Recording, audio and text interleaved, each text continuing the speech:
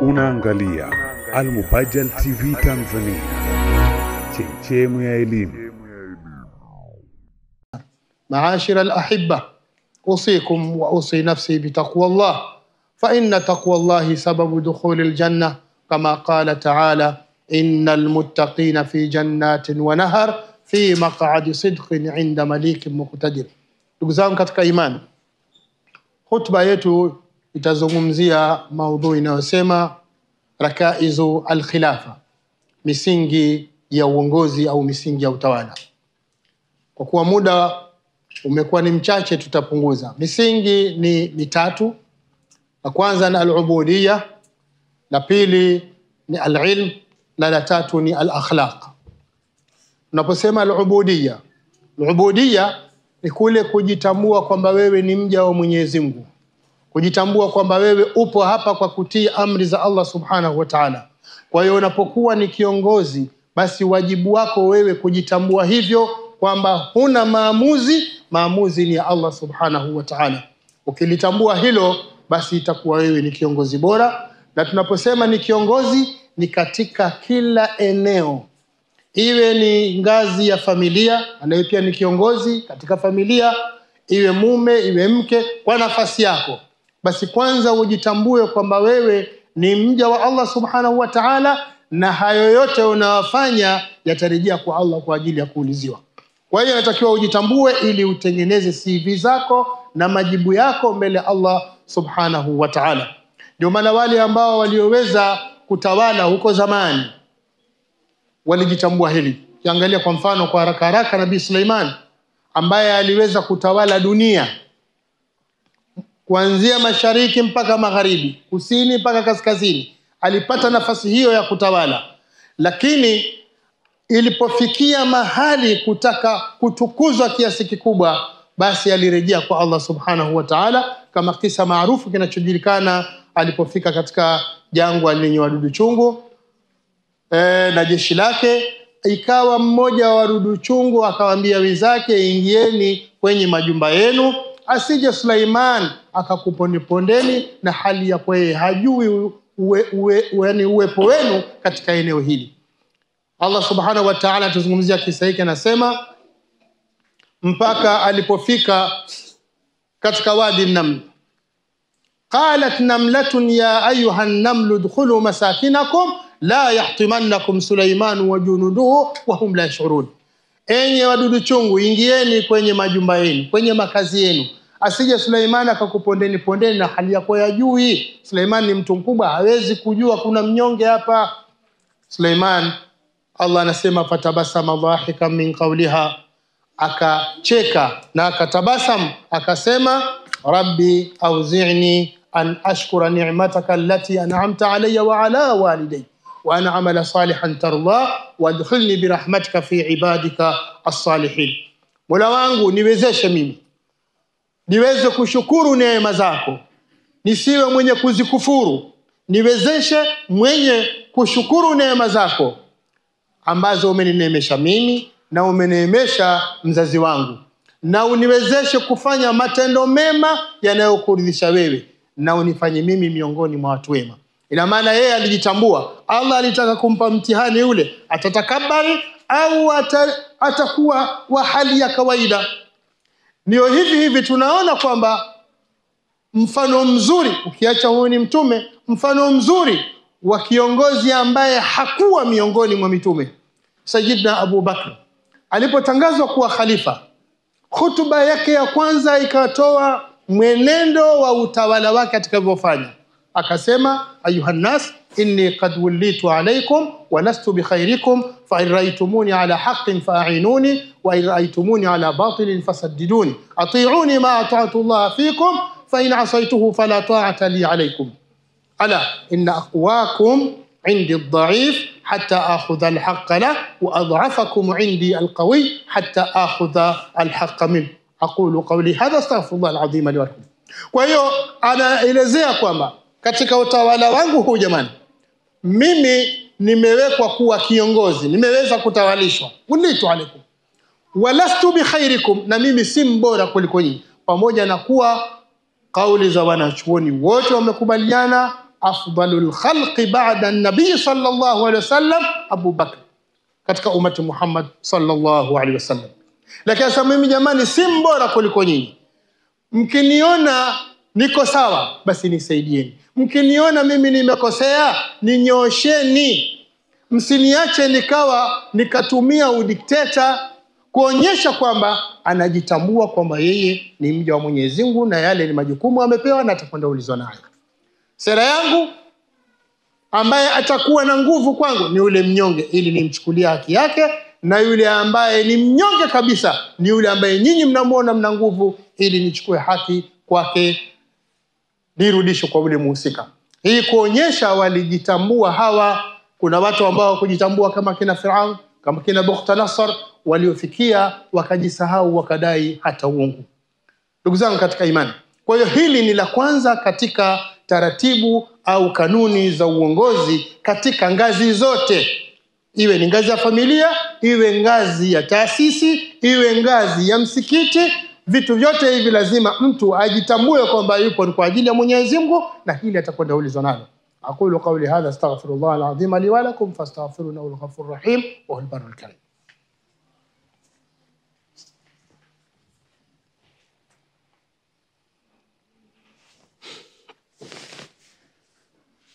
الحمد لله رب العالمين والعاقبة للمتقين ولا عدوان إلا على الظالمين، وأشهد أن لا إله إلا الله وحده لا شريك له، وأشهد أن محمدا عبده ورسوله sallallahu alayhi wa alihi wasallam. Wa ba'd, ndugu zangu katika imani, jambo la pili ni elimu.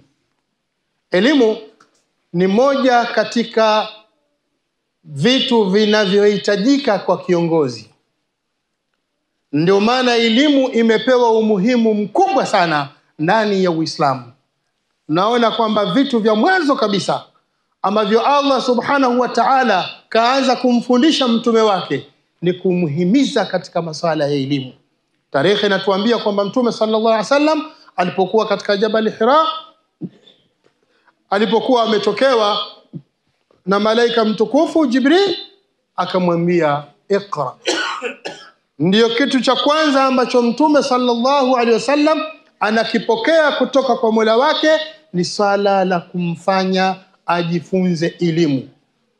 Ajifunze elimu na watu wake awafunze elimu. Na ndivyo hivyo walivyokuwa mitume wa Allah subhanahu wa ta'ala, tukianza kwa baba yetu Adam baada ya kuumbwa na hatua nyingine zilizochukuliwa. Kitu cha kwanza, wa'allama Adam al-asmaa kullaha, alimfundisha Adam majina ya vitu vyote, yani kila kitu ambacho kitakuwepo katika maisha yake na mazingira yake alikuwa anakijua jina lake, hiki kitaitwa kitu fulani. Ndio maana kile ambacho wanadamu anakitumia basi atakuwa na jina lake, kwa kutokana na lugha yake, na kama ni sehemu nyingine kutokana na lugha yao. Lakini vitu hivi lazima awe anavijua na atavipa jina. Ni taaluma ambayo Allah subhanahu wa ta'ala ameleta. Lengo kuu ni kumfanya mtu awe katika swala zima la elimu. Na tunaposema elimu tuna maana pana, hatuna maana ya elimu fulani tu, lakini hiyo elimu ambayo wengi wanaigharimia sana iwe ipo, lakini elimu kubwa ni elimu ya kumjua Mwenyezi Mungu, elimu ya dini. Na huu ndio msingi, kwa sababu unafungamana na maisha yako ya akhira, unafungamana na majukumu yako utakaoulizwa na Allah subhanahu wa ta'ala. Kwa sababu kuna majambo hayatekelezeki bila elimu. Kwa mfano jambo la swala, uwezi ukenda tukawawenda tukibubusa wafuata tu, lazima kuna maneno uyaseme. Kuyasema haya maneno lazima uwe na elimu. Katika swala kuna maneno yanatakiwa yasemwe katika lugha yake ya asili, yawe katika lugha ya Kiarabu. Na wala hairuhusiwi kuleta lugha unayotaka wewe, ukaleta lugha ya Kiswahili au lugha yoyote. Halitokubalika, kwa sababu ni jambo la ibada. Hili linahitaji usome, hili linahitaji elimu. Kwa hiyo wajibu wa kila Muislamu ni wajibu fardhu ain, kwa kila Muislamu lazima asome. Tena aisome elimu ya dini, ndiyo lazima na ni wajibu kwake, kwa sababu ndiyo itakayomfanya aweze kutekeleza majukumu yake atakayoulizwa na Allah subhanahu wa ta'ala. Kwa hiyo jamani, swala hili tusilizembee. Ndio maana tunaona wenzetu wameanza vituo kama hivi. Lengo kuu ni kuweka sehemu za kuwafundisha watu elimu. Kutakuwa na darasa la wazee, darasa la vijana, darasa la kina mama. Hivi vitu vyote wanafanya hivyo, lengo kuu ni kwa ajili ya kutengeneza jamii imjue Mwenyezi Mungu Subhanahu wa Ta'ala. Na hii ni sehemu ya taratibu alizoziweka Mtume sallallahu alaihi wasallam. Mtume sallallahu alaihi wasallam alipoanza harakati zake za da'wa Makkah, cha kwanza katika ambavyo aliviweka aliweka kituo katika nyumba ya Arqam ibn al-Arqam. Arqam ibn Abi Arqam akaweka kituo ambacho ndio watu wanaanza kupata elimu pale. Hata Sayyidina Umar aliposlimu akauliza Mtume kwa wapi, akaambiwa yuko kwa nyumbani kwa Arqam al-Arqam. Ndiko ambako Allah kaweka kituo. Kituo kile ni kwa ajili ya kuwafundisha watu wamjue Mwenyezi Mungu. Na alipoondoka Makkah akaelekea Madina, kitu kilichofuata cha kwanza katika vile vitu vya mwanzo ni kujenga kituo, kuandaa msikiti wake ule mtukufu unaojulikana kama msikiti wa Bwana Mtume sallallahu alaihi wasallam. Lengo la msikiti iwe nuqtatul intilaq, iwe ni starting point ya kuwapeleka watu mbele. Pale palitoka wanavyuoni wakubwa, walitoka akina Abdullah ibn Mas'ud, hao kina Ibn Abbas, unasikia wewe, akina wote wametoka na wamemaliza kwenye madrasa ya Mtume sallallahu alaihi wasallam ndani ya msikiti ule. Na wanachuoni wote wakubwa unaojua wewe, ilikuwa shughuli yao kwanza ni kwenye kituo. Tunamuona baada ya karne nyingi tunamkuta Imam Malik ibn Anas anaweka darasa yake ndani ya msikiti wa Mtume. Wacha Jamia Dimashq, akina Sheikhul Islam Ibn Taymiyyah walikuwa na darasa zao katika sehemu kama zile. Kwa hiyo sehemu kama hizi zienziwe kwa kuweka madarasa, kuwahimiza watu waje wamsome, wajue elimu ya kumjua Allah Subhanahu wa Ta'ala.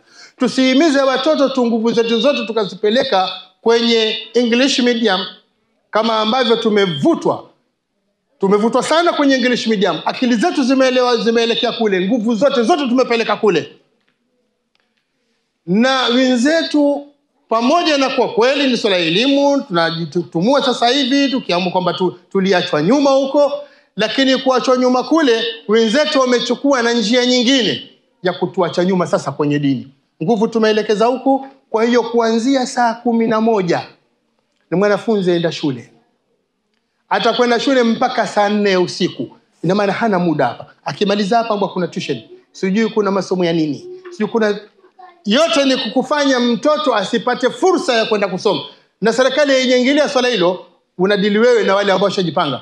Mnasemaje wazazi? Haturidhiki kwa sababu wazazi wengi hawajitambui, hawajui ile ubudia wa Allah Subhanahu wa Ta'ala.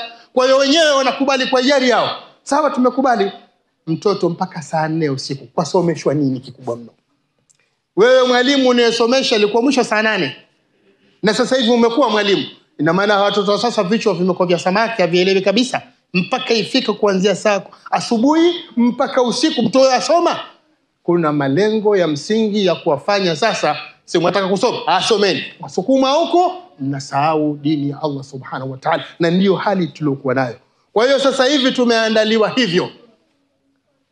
Tumeshika huko tunakosa. Kwa hiyo mwisho wake tutakuja kwa kama kunguru. Huko hatupo na huko hatupo. Ndicho kitakachoelekea kama hatutazinduka sisi wenyewe kuweza kujieka sawa katika swala la elimu na taratibu. Kwa hiyo ndugu zangu wa eneo hili, Allah Subhanahu wa Ta'ala amekuleteeni neema hii na atakwenda kukuulizeni nayo. Kituo hiki hapa nadhani inshallah kutaandaliwa sijui madrasa, kutaandaliwa na tahfidhi na vitu vingine vyote hivyo kwa ajili ya kumjenga kijana awe kijana bora. Aendelee na English medium, lakini uhakikishe jioni naye anafika hapa, siku za weekend awe anafika kuweza kupata elimu hii ambayo itamfanya amjue Mwenyezi Mungu na ajue majukumu yake mbele ya Allah Subhanahu wa Ta'ala. Lakini jambo la tatu ndugu zangu katika imani, katika zile rakaizul khilafa ni swala la tabia njema, al-akhlaq. Tabia njema ndicho kitu cha msingi ambacho vile vile Uislamu imekihimiza sana. Pamoja na ubudia, pamoja na elimu, kama tutakosa tabia njema itakuwa sisi tumeruka patupu. Sasa hivi tabia ndio imeanza kupotea. Kwa sababu tabia inajengeka kwenye dini, na kwa sababu dini tumejitenga nayo, tabia zinapotea. Leo watoto wetu wamekuwa wote akhlaki ya wana. Ndio maana tunapata tabu barabarani, sio maboda boda ama kinani, kote ni kukosekana kwa tabia. Aweza mtu akakugonga wewe mtu mzima na alafu akakutukana wewe, na si ajabu ni Muislamu. Kwa nini? Kwa sababu kishakosa tabia, na tabia inakosekana kutokana na malezi. Sisi tumeanza kuyumba katika malezi. Ndio maana anasema al-Imam Ibn Qayyim rahmatullahi ta'ala alayhi, asema man ahmala ta'alima waladihi faqad asaa ilayhi ghayat al-isaa. Yule atakaezembea kumfundisha mtoto wake mafunzo ya dini, kumfundisha mtoto tabia njema, huyo amemfanyia ubaya mtoto wake, ubaya mkubwa. Ina maana matatizo ya watoto yanaanza kwa wazazi. Tuseme watoto tu, tuangalie chanzo. Mzazi yukoje? Mzazi ana tabia? Kama mzazi tabia hana, unatarajia nini? Ikiwa mzazi mlezi ndio yule anayepanda kwenye kikeri akaningua, ikiwa mzazi ambaye ni tegemeo ndio yule anayepita akapiga ngoma akaimba, ndio huyu anayejirusha kwenye masteji, awe mwanamume au mwanamke, ndio mzazi yule, mtoto wake atakuwaje? Na hawa watoto wetu ambao sisi tunao watakuwaje? Watoto wetu ukitaka kumuuliza aya ya Qur'an moja moja anajua, lakini nyimbo zote sijui za nani ya Diamond ajua. Ukimuuliza sana tena na majina na koo zao, huyu si Mbosso huyu ni mtoto wa fulani wote, na historia yote anajua. Lakini muulize tu Mtume alizaliwa wapi, ndani ya watoto 10 aweza kujibu mmoja. Kwa nini? Halafu mnataka mtoto awe na tabia, ataipataje tabia? Ina maana makosa yako kwa sisi wazazi. Kwa hivyo anasema Ibn Qayyim, yoyote atakayepuuza, atakayezembea taalima waladihi, kumfundisha mtoto wake elimu ya dini pamoja na tabia njema, faqad asaa ilayhi ghayat al-isaa, huyo amemfanyia mwanawe jambo baya sana, kamfanyia jambo baya sana kwa sababu ya kuacha jambo hili. Na nasema wa aktharul aulad inma jaa fasaduhum min qibali al-aba, watoto wengi umekuja uharibifu wao kutokana na wazazi wao. Haya maneno ya Ibn Qayyim, ukitaja hivi watu wakisoma wenyewe wanamjua Ibn Qayyim ni nani. Wa aktharul aulad inma jaa fasaduhum min qibali al-aba, watoto wengi uharibifu wao, maharibiko yao yametokana na wazazi. Al-aba yani baba na mama ndio waliochangia haya. Kwa nini? Kwa sababu ya kuacha kumfundisha dini. Anamalizia kusema watoto hawa hawakufaidika wazazi wao na watoto hawa walipokuwa wadogo, hata walipokuwa wakubwa hawakufaidika nao watoto hawa. Yeye aona kamweka sawa, lakini atakapofikia na tabia mbaya hata kuthamini wewe mzazi, kwa sababu hajui thamani yako, na hili umeliharibu wewe. Wajasema watoto wameharibika. Nani kamuharibu mtoto? Wewe ndiye ulichangia kumharibu mtoto. Kwa nini? Kwa sababu kumpa msingi. Hivi mtoto kweli umeanza kumlia mwenye kijichanga kile unacho kikakuwa, alafu wajasema kaharibika. Wewe ndio ulimharibu, kaharibika aje na mtoto ulikuwa naye wewe? Hukufuatilia, hukumpa malezi bora, kwa sababu atatoka, atakwenda shule atarudi, atakwenda chuoni atarudi, wewe huimizi. Ujuje kweli kasoma? Je, kaenda kweli kusoma? Wewe hilo hulifuatilii. Halafu ataka mtoto atatengeneaje? Kwa hiyo ndugu zangu katika imani, kama tunataka kuwa na uongozi bora ndani ya jamii zetu, sisi tunataka kuwa na mambo bora ndani ya familia zetu, basi lazima mambo haya matatu tuyazingatie. Tuzingatie kwamba al-ubudiyya, kujitambua kwamba wewe ni mja wa Mwenyezi Mungu, na kwamba kila unachokifanya utakwenda ulizwa nacho, kiwe kidogo kiwe kikubwa. Lakini pia tutilie umuhimu elimu, ili elimu hii kwa pande zote, hiyo ya kisekula, lakini na elimu kuu, elimu ya dini, watu wamjue Mwenyezi Mungu Subhanahu wa Ta'ala. Ili kwa pamoja vitu hivi vitazalisha tabia bora, tabia njema. Tutakapokuwa na tabia njema, tutakuwa sisi tumeweza kufanikiwa katika majambo yetu. Mtume sallallahu alaihi wasallam katika da'wa yake alifanikiwa kwa tabia. Ndio maana Allah akamsifu akasema, wa innaka la'ala khuluqin adhim. Hakika wewe uko juu ya tabia tukufu, yani wewe una tabia tukufu. Alipokuja ulizwa Bi Aisha na mtu mmoja, akhbirni an khuluqin nabii sallallahu alaihi wasallam, hebu niambie tabia mtume ikoje, kwa sababu wewe ni mke wake unajua. Akamwambia kana khuluquhu alquran, tabia yake ilikuwa ni Qur'an. Sio tabia mtume, soma Qur'an itakupa mafunzo, rudi katika hadithi itakupa mafunzo, hapo wewe utajua tabia hizo. Na hizo ndio tabia za kujipamba nazo mtu. Mwenyezi Mungu atupe taufiki ya kuweza kuyatimiza haya na kuyatekeleza haya. Allahumma salli ala Muhammad wa ala ali Muhammad kama sallaita ala Ibrahim wa ala ali Ibrahim innaka Hamidum Majid, wa barik ala Muhammad wa ala ali Muhammad kama barakta ala Ibrahim wa ala ali Ibrahim fil alamin innaka Hamidum Majid. Allahumma arina al-haqqa haqqan warzuqna ittiba'ahu wa arina al-batila batilan warzuqna ijtinabah. Allahumma ij'alna fihi min al-maqbulin ولا تجعلنا فيه من المردودين ولا من المغضوب عليهم ولا من الضالين. اللهم ربنا آتنا في الدنيا حسنة وفي الآخرة حسنة وقنا عذاب النار. أقم الصلاة. Unaangalia Al Mubajjal TV Tanzania, chemchemu ya elimu.